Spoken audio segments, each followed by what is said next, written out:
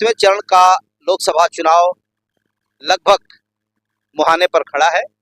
1 जून को मतदान होना है। आज गाजीपुर में भारतीय जनता पार्टी के कार्यकर्ताओं में बहुत ही ज्यादा जोश, खरोश, हर्ष, उल्लास व्याप्त है, क्योंकि 25 तारीख को प्रधानमंत्री नरेंद्र मोदी का आरटीआई मैदान में आना हो रहा है।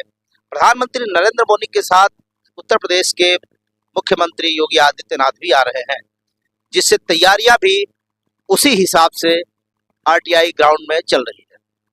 आइए हम जानते हैं तैयारियों के क्रम में कि कैसी तैयारी है, किस तरह। आज हमारे साथ कुछ भाजपा के नेता लोग हैं, आइए उनसे जानते हैं कि किस तरह की तैयारियां है और क्या है खास तैयारियों में, इस चुनाव को लेकर के किस तरह का उत्साह है।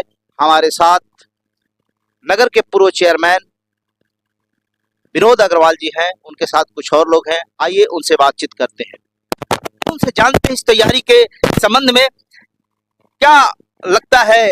इस बार नरेंद्र मोदी जी के कार्यक्रम में अपेक्षाकृत, जबकि 5वीं बार नरेंद्र मोदी जी का आना हो रहा है, वैसे तो 6ठी बार आना हुआ है, लेकिन मुख्यतः अपने इस कार्य को लेकर के, गाजीपुर जनसभा को लेकर के 5वीं बार आना हो रहा है।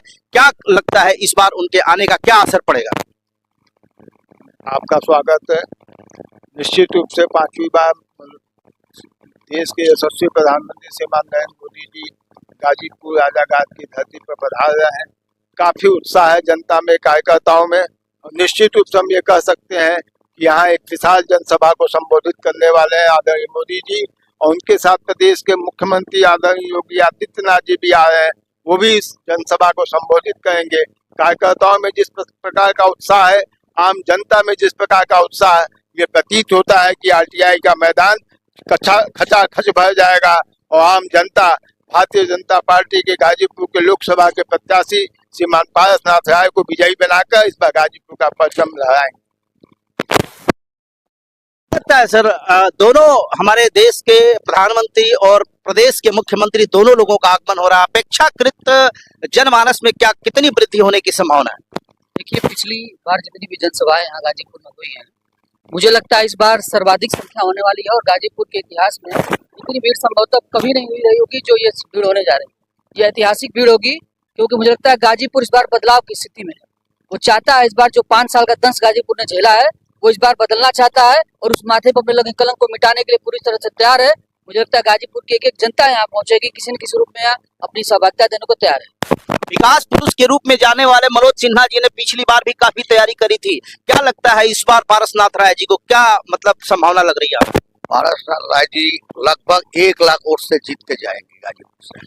यहाँ के जितने जनमानस में उनकी छवि जो है एक प्रोफेसर है, और एक जो उनके विपक्ष में जो लड़ रहे हैं वो एक माफिया के नामे परिचित है, जिसने 16वां अपने लोकसभा में कुल मिला के 13 दिन उन्होंने अपना वहाँ हाजिरी लगाया, और पूरे 5 साल कोर्ट कचहरी और एक कोर्ट वो कोर्ट, एक कोर्ट वो कोर्ट, उसके बीच में उन्हें जेल भी गया, और जिसकी अभी आगे भी उनको जेल जाना ही है।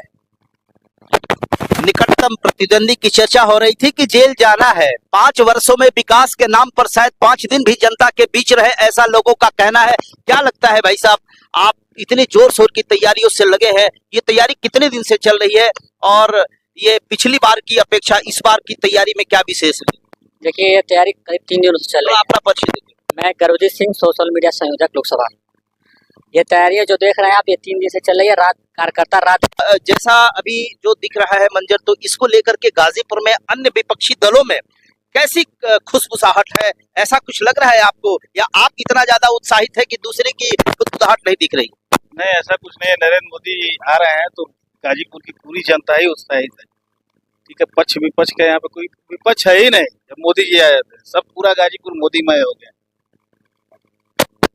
चलिए, मोदी मैं हो गया है आज गाजीपुर। तैयारी को लेकर के विपक्षी जिस तरीके से विपक्ष की बातें हो रही थी कि ऐसा है, बट विपक्ष के क्रम में क्या लगता है, ऐसा आपके साथ विपक्ष को लेकर के कैसा क्या कहना है, उसका असर विपक्षियों पर क्या पड़ेगा, और आपके साथ आपके माने पारसनाथ राय जी पर क्या पड़ेगा?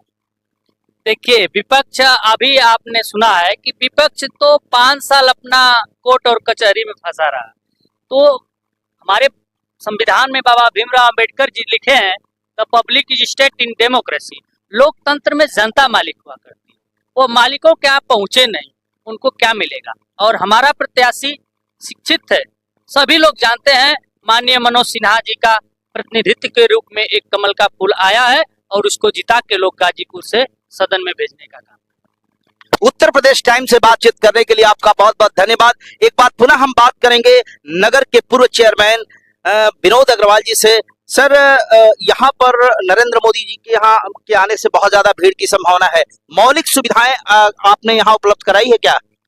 मौलिक सुविधाएं जनता अपने आप आती है। जनता अपना नाश्ता पानी दाना पानी लेके आती है और स्वाभाविक रूप से गर्मी का माहौल है और निश्चित रूप से हर जगह पानी की व्यवस्था रहेगी। कोई पानी के लिए परेशान न हो, चाहे वो पंडाल के भीतर हो, चाहे पंडाल के बाहर हो, रास्ते में हो, हर जगह पानी की व्यवस्था की।